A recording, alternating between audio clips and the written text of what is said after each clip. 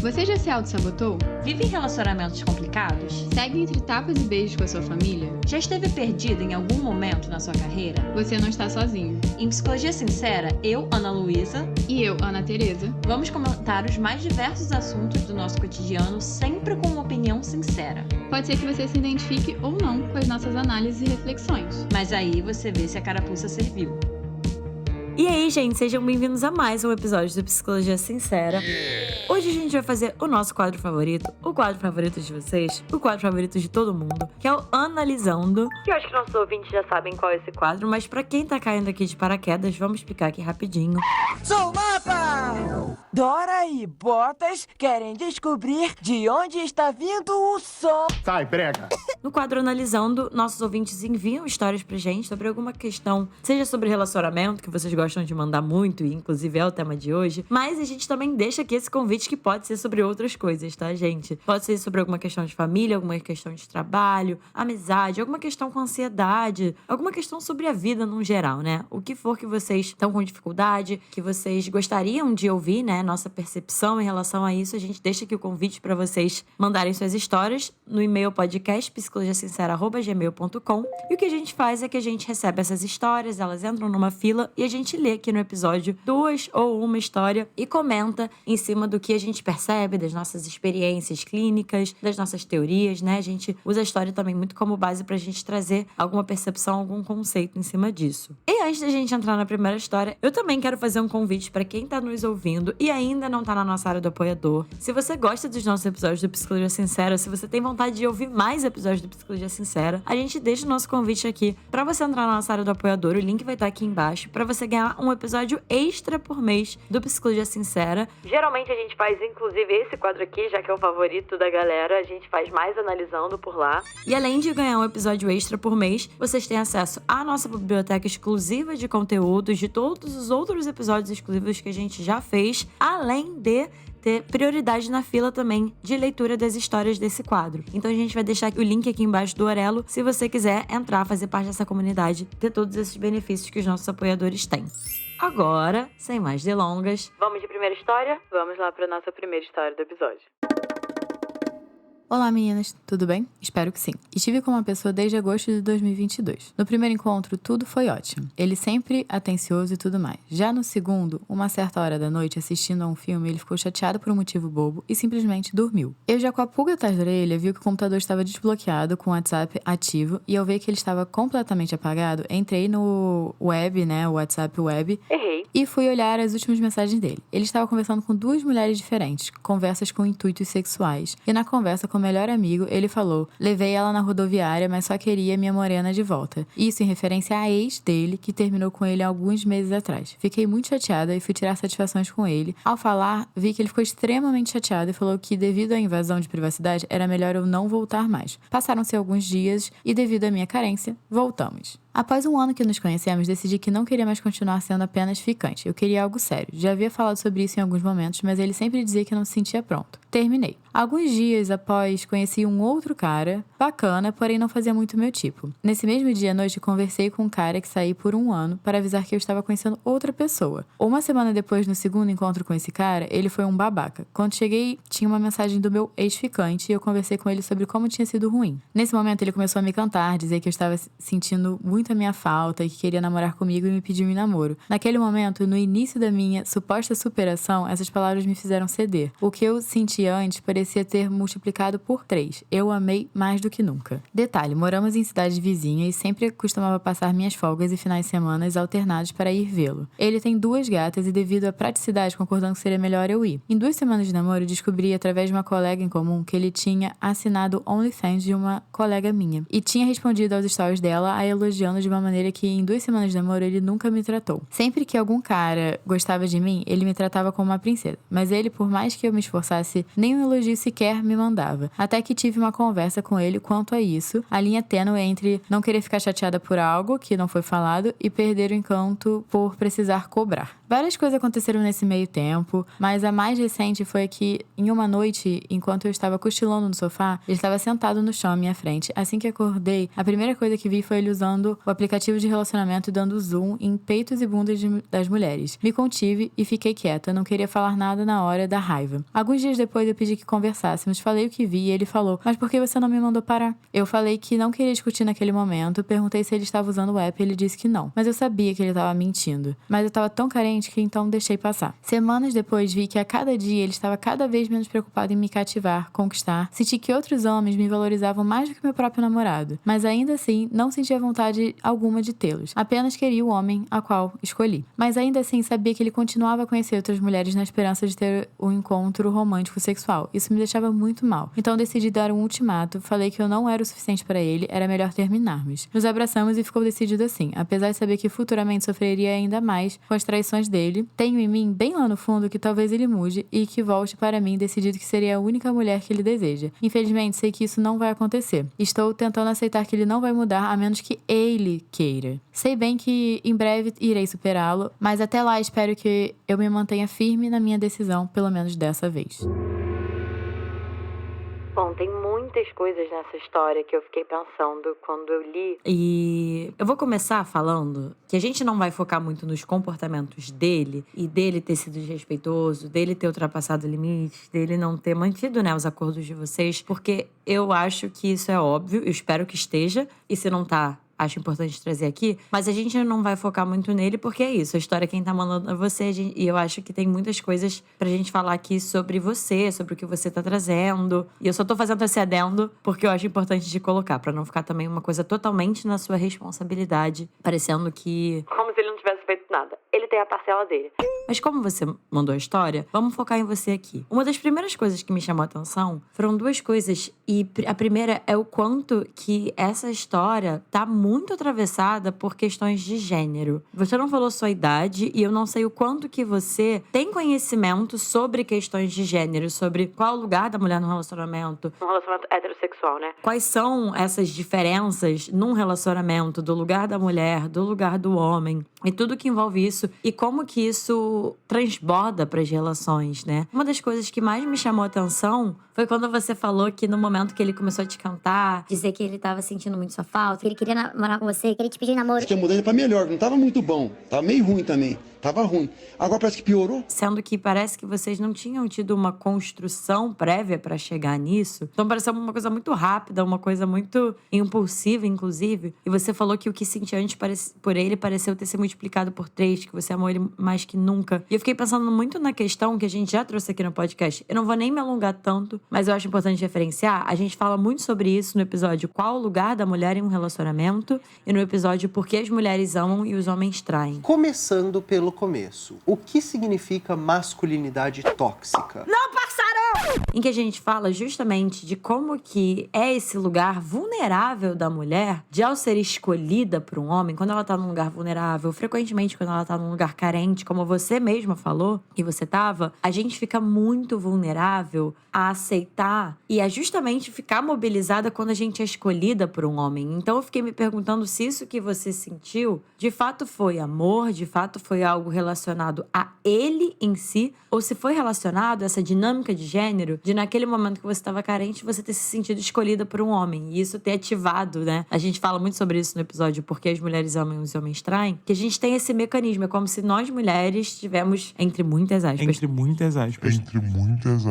no nosso DNA, esse mecanismo que ativa e que a gente se sente especial, a gente se sente exclusiva quando a gente é escolhida por um homem. E aí, nesse momento, você fala sobre isso, né? E quando você fala também depois de que você sabe, apesar de saber que futuramente você sofreria ainda mais com essas traições dele, você tem você bem lá no fundo que talvez ele mude. Viver é muito perigoso. Tem talvez ele mude, tem o que ele vai voltar pra você, sendo que decidido que você é a única mulher que ele deseja. Isso também é um ponto que eu quero falar sobre, mas focando no talvez ele mude, mais uma vez é uma questão muito grande de gênero, porque a gente também fala muito nesses episódios, e eu vou reforçar aqui, o quanto que a gente aprende enquanto mulheres, na cultura, nos filmes, nas séries. E mais uma vez, eu te convido a se questionar e perceber quais são as referências que você tem em relação a relacionamento, em relação a mulheres em relacionamento. Porque as referências que eu tive foram essas nossas referências da mulher como a grande salvadora do homem. O homem vai mudar pela gente, a gente vai conseguir fazer ele mudar, ver as coisas de uma forma diferente, ver o quanto que a gente é especial, ver coisas que ele ainda não tá vendo. E a sociedade coloca esse papel, essa responsabilidade na gente e a gente compra isso. Só que quando a gente compra isso, a gente fica muito vulnerável, que me parece que é esse lugar que você tá. Uma coisa que eu também fiquei me questionando ouvindo a sua história é o quanto você ficou envolvida nessa relação e o quanto você tinha superado. Porque a partir do momento que você saiu com o cara e você precisou dar satisfação da sua vida pro outro, eu não compro muito a ideia que você já tinha superado ele. Eu também fico me questionando muito sobre rede de apoio, porque, por exemplo, assim que as coisas deram errado com esse segundo homem, né, que você saiu, dá errado, assim, você vai sair com várias pessoas, principalmente quando você tá solteira, que muitas vezes não tem nada a ver com você e que você vai sair e você vai se frustrar. Isso acontece. Você foi saindo correndo pra ele pra pedir apoio. Por que ele? Tinha outras pessoas disponíveis pra você? É uma coisa que eu tô muito me perguntando, porque acaba que você foi ficando numa relação no qual você tinha que sempre estar se contentando com pouco. Muitas vezes na sua história eu fui lendo e fui vendo que muitas vezes você gostaria de receber mais, você gostaria de ter mais atenção, mais afeto, mais cuidado, mais carinho,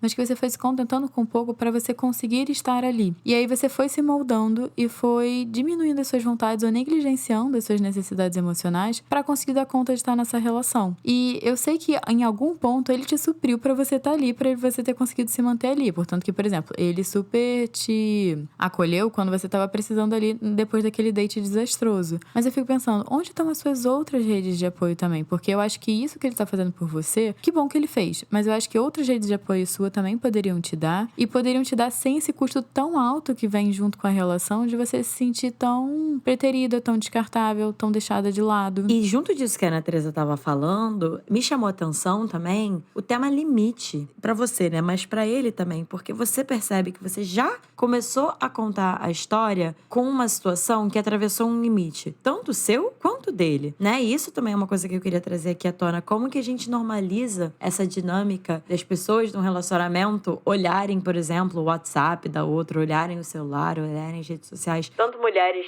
com homens, quanto homens com mulheres, quanto homens com homens, mulheres com mulheres, enfim. Como que a gente normaliza essa dinâmica, né? É muito comum a gente ouvir isso.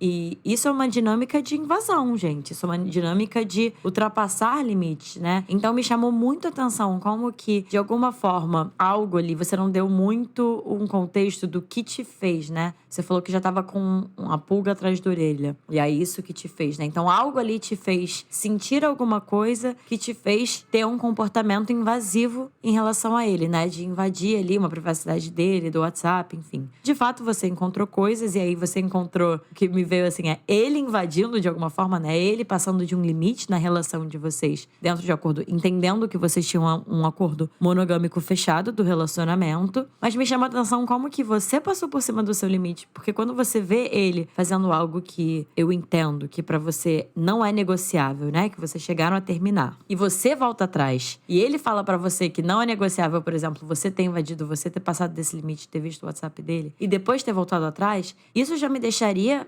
questionando, né, e tentando entender, numa terapia eu tentaria entender com você como que é esse tema de limites na sua vida, né? Porque de cara você já contou uma situação em que ele passou de um limite seu e da relação, você passou de um limite dele e vocês dois voltaram atrás em relação a isso, né? E depois você conta várias outras situações que você abriu mão desse seu limite em prol da relação. Então isso também é uma coisa que eu acho interessante de você olhar e entender, assim. Aqui você só trouxe essas situações, né? Não tem muito como eu trazer uma hipótese, até porque outra coisa que me chamou atenção é como que nessa história você só falou dessa relação. Então eu fiquei pensando, se isso acontece, se o que tá aparecendo aqui pra gente, de só ter aparecido a relação, é uma coisa que acontece na sua vida. Dessa relação, tomar conta da sua vida, assim. Quais são as outras coisas da sua vida, como a Ana Teresa falou? Rede de apoio, família, qual o seu contexto? E aí eu tentaria entender como que é esse tema de limites dentro da sua vida e dentro desse contexto. Porque me pareceu um pouco torto conforme você foi contando, pelo menos na experiência dessa relação. E pra gente ir finalizando essa história, uma coisa que eu achei super interessante que você falou é que depois, quando ele falou que ele queria namorar você, seu amor foi multiplicado por 3 e você amou mais do que nunca. O que me faz questionar, você ama o fato que ele te ama ou você ama ele?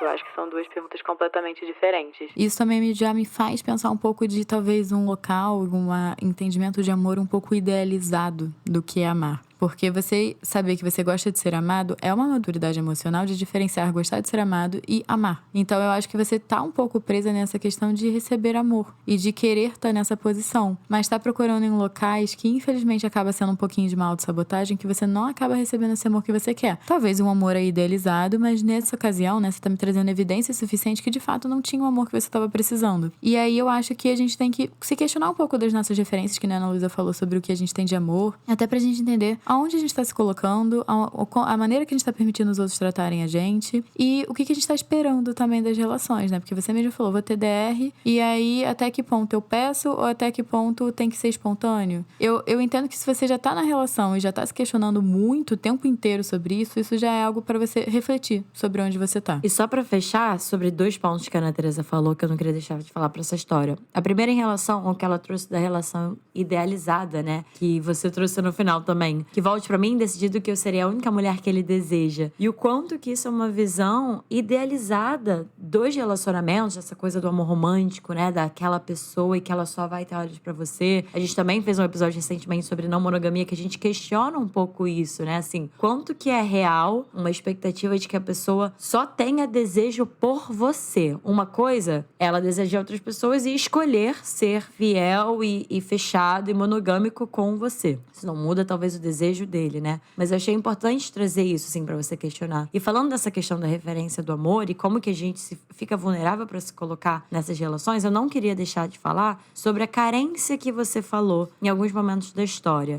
Que eu fiquei me perguntando se essa carência é repetição de alguma outra história da sua vida, assim. Que carência é essa que tá te fazendo estar numa relação que, como a Ana Teresa estava falando, você não tá recebendo aquilo que você quer, né? Você tem carência do quê, exatamente? E como que essa carência aparece em outros momentos na sua vida? Porque eu fiz essa fantasia de que possivelmente é isso, né? De alguma forma, essa carência de alguma outra coisa pode estar te colocando nessa relação e que, na verdade, só gera, na verdade, um efeito contrário, né? Eu imagino que talvez você fique mais carente ainda estando nessa relação. Então, algo também eu exploraria com você em terapia pra gente aprofundar mais. Então, bora de segunda história? Bora de segunda história. Olá, meninas, tudo bom? Queria ouvir um pouco de vocês sobre a minha história. Tenho 22 anos e tive um só relacionamento que aconteceu durante o ensino médio e durou pouco, mas foi bem traumático pra mim na época. Já superei, estou realmente bem em relação a isso. E desde então, eu nunca tive algo sério por alguém porque nunca achei alguém legal o suficiente. Recentemente, conheci um garoto de outra cidade, mas que veio para a minha cidade a trabalho assim que nos conhecemos e nos damos muito bem. Foi conexão imediata e não paramos de nos falar desde então. Tem sido um relacionamento intenso, mas muito confortável. Nunca me dei tão bem assim com alguém antes. E isso é um sentimento mútuo, assim como o sentimento um pelo outro. Mesmo com a questão da distância, temos lidado fazendo viagens para nos visitarmos. O problema é que, a partir do 4º mês saindo juntos, ele começou a se distanciar por não estar bem emocionalmente. Conversamos muito sobre isso, comunicação é um pouco difícil para ele, por ele ser autista, mas a gente tem conseguido ter conversas difíceis. Quase terminamos, mas resolvemos continuar juntos por gostarmos muito um do outro. Porém, ele não quer nomear essa relação como namoro porque está lidando com o trauma do último relacionamento dele. Eles terminaram no meio do ano passado. Que foi bem difícil para ele, porque a ex dele era manipuladora, destruiu o nome dele na carreira dele, machucou muito ele, entre outras coisas, e por causa disso ele tem medo de se machucar de novo. Ele me falou que não está pronto ainda por causa desse trauma, mas está se cuidando e que nossas próximas conversas sobre isso serão melhores. Mas é injusto para mim me fazer esperar por ele, porque entendo que poderíamos estar juntos enquanto ele se cura. Mas ao mesmo tempo, eu entendo o lado dele. Não há dúvidas do nosso sentimento um pelo outro. Ele me disse estar comprometido comigo tanto quanto eu estou com ele. Mas a nomeação desse relacionamento me traria segurança e acredito que terminar essa relação e deixar ele cuidar dos problemas dele seria a alternativa mais saudável. Porém, não sei se estou preparada para o término. E ele também não, porque terminamos e retamos em 2 dias. E não queria perder ele. E sei que sou eu quem vai precisar tomar uma decisão, porque para ele é confortável me ter por perto sem ter que assumir a responsabilidade. Mas também me questiono, é realmente negativo esperar por alguém que a gente gosta? Ou tudo bem porque essa pessoa está se cuidando e procurando melhorar? Ou estou sendo trouxa por esperar por um homem que está preso nos traumas do passado? Faz 6 meses que estamos juntos. Qual o tempo máximo que seria aceitável esperar? Muitos questionamentos. Obrigada por lerem. Espero que tenham uma ótima semana. Gosto muito do podcast de vocês. A acho que já que você deixou várias perguntas, eu posso começar a responder algumas delas, no sentido de... É errado o que eu tô fazendo? Não é errado? Não tem resposta certa. A resposta que eu queria ouvir é o quanto você tá confortável na situação. Porque se você tá mandando essa história pra cá, eu tô assumindo que 100% não tá. E aí a gente vai ter que ver até onde vai o seu limite. Porque você sim pode esperar pessoas que você ama mudarem, porque elas vão estar em processos de mudanças diferentes. E se você tiver com paciência, se você tiver com tempo para isso, sim. Mas isso tem que ver até que ponto isso começa a esbarrar num lugar onde você não vai estar mais se sentindo confortável na relação. Porque você já tá me falando que você sente falta de um rótulo. Não sei o que o rótulo de namoro representa pra você. E você vai ter que pensar junto com você, refletir por que é tão importante. Mas se é importante pra você e é uma coisa que você não consegue abrir mão para se relacionar, você tem que começar a se questionar o quanto você tá disposta a esperar que esse rótulo venha até você. Até porque você tá esperando ele no tempo dele, mas em algum momento sim ele vai ter que se decidir, até num quesito de responsabilidade emocional. Porque você mesmo tá falando que eu vou ter que decidir porque ele tá confortável e eu não. Parou! O que você tá fazendo? você consegue ver que isso não é responsável emocionalmente por parte dele, porque ele gosta de você, mas eu tô vendo que ele gosta muito mais de ser gostado por você. Assim, eu acho que a gente vai entrar de novo nesse tópico que ele tá muito bem ali acomodado, recebendo atenção, recebendo carinho, recebendo tudo que uma namorada dá pra ele, mas sem esse rótulo, e a qualquer momento ele pode chegar, beijo, tchau, não te devo nada. O que não é responsável emocionalmente com você, dado que agora vocês o quê? Já tem uns 4 meses ficando e tá num ritmo de namoro, né? Tá um negócio intenso. Então, sim, você vai ter que colocar limite. Acho que não tem problema nenhum você esperar, portanto que você esteja confortável com a situação. Se você não estiver confortável, aí eu acho que tá ultrapassando limites seus, e aí eu não acho legal você ficar desconfortável pra ele ficar confortável. O que eu fiquei pensando ouvindo a sua história me chama a atenção o quanto que você, assim, seus questionamentos são muito válidos, mas eu fiquei muito com essa sensação de você esperando uma resposta da gente, assim, quando você pergunta, realmente negativo esperar por alguém que a gente gosta? Tudo bem porque essa pessoa tá se cuidando? Eu estou sendo trecha por esperar? Qual o tempo máximo, assim? E a Ana Teresa falou o que eu tava pensando também, que é, como que é pra você não ter essa resposta? Não ter essa resposta pronta e não ter essa resposta certa. Quando não tem necessariamente esse certo e errado, é complexo porque coloca a gente num lugar desconfortável de ter que se confrontar com os nossos próprios sentimentos, com o nosso desejo e escolher a partir disso, né? Assim, é muito mais fácil ouvir de uma pessoa falando, olha, isso é errado, então você deveria fazer isso, do que realmente construir esse entendimento por si própria, né? De fato, ele não tá sendo responsável emocionalmente com você, mas o que eu fico me perguntando, parecido também com o que a Natasha estava falando, é o que você gostaria de fazer com isso. Porque ficar numa expectativa de que ele seja responsável emocionalmente com você é uma opção sua, tá? Você pode, se você quiser. Volta pra questão da escolha. E aí a questão é ver qual é o preço que você vai pagar por isso. Talvez você fique realmente muito vulnerável à decisão dele, né? Você fique muito nas mãos ali dele. Mas o que mais me chamou a atenção nisso, eu tô querendo puxar assim mais pra você, realmente porque ele é ele, mas você tem a responsabilidade pela sua escolha do que você quer ou não fazer com essa situação. E aí me pegou muito uma frase que você falou. Ele me falou que não está pronto ainda por causa desse trauma, mas está se cuidando e que nossas próximas conversas sobre isso serão melhores. Mas é injusto para mim me fazer esperar por ele, porque eu entendo que poderíamos estar juntos.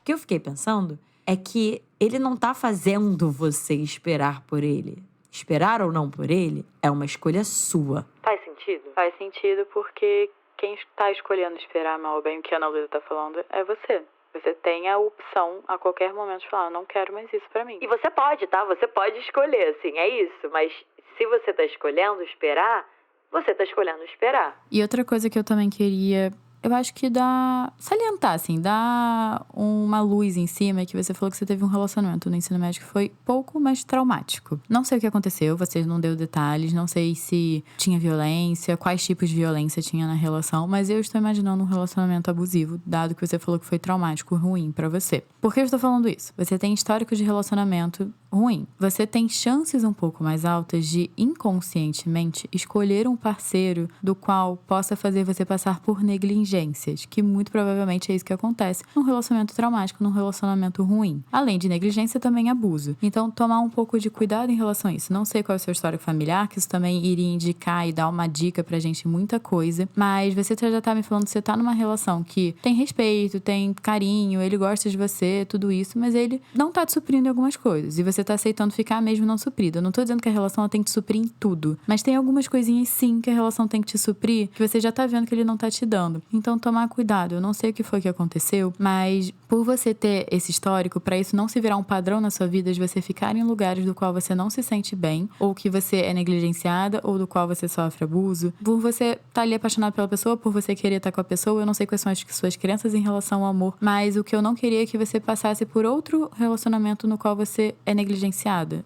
o que você sente é negligenciado. Eu fiquei pensando dentro disso que a Ana Teresa estava falando, que eu já ouvi antes, né, de pessoas que passaram por um relacionamento muito abusivo, que a experiência do abuso e da violência, possivelmente também, numa relação, é tão forte que só de não existir isso é como se fosse suficiente pra pessoa, né? Não sei se é o seu caso, ouvinte, mas eu tô levantando aqui essa hipótese dentro disso que você trouxe na sua história e que a Ana Teresa falou agora. Mas é algo a se questionar, né? Assim, se só o fato de não ter abuso, o que é o mínimo num relacionamento saudável, né? Assim, de só o fato de não ter abuso ou não ter violência ser o suficiente pra ficar, né? Porque antes era tão ruim que, nossa, isso aqui tá ótimo. E não necessariamente, né? Então, acho que é uma margem aí pra você questionar se, de alguma forma, o que desse seu relacionamento passado pode estar também afetando essa relação que você tá tendo hoje. E, gente, esse foi o episódio de hoje. Se vocês se identificaram com alguma coisa, se mexeu com alguma coisa, isso daqui não substitui terapia, então procurem ajuda psicológica. Vocês podem me achar no @AnaTeresaCavalcante e Ana Luísa No @psicóloga Ana Luísa Braz. Essas informações vão estar aqui embaixo na descrição do episódio, junto com o Instagram do nosso editor, Rodrigo Moreno, e do nosso designer, Fernando Picamilho. Não deixem de apoiar a gente se vocês ficarem interessados em se tornarem nossos apoiadores. Faz total diferença pra gente vocês estarem lá. Então também vai estar aqui o link da descrição no Orelo. E não deixe de classificar esse podcast aí na sua plataforma. Ajuda demais a divulgar o nosso trabalho e a divulgar essas informações chegarem em mais gente. E também não deixe de seguir a gente nas redes sociais no @podcast Psicologia Sincera. E é isso, gente. Um beijo e até o próximo episódio.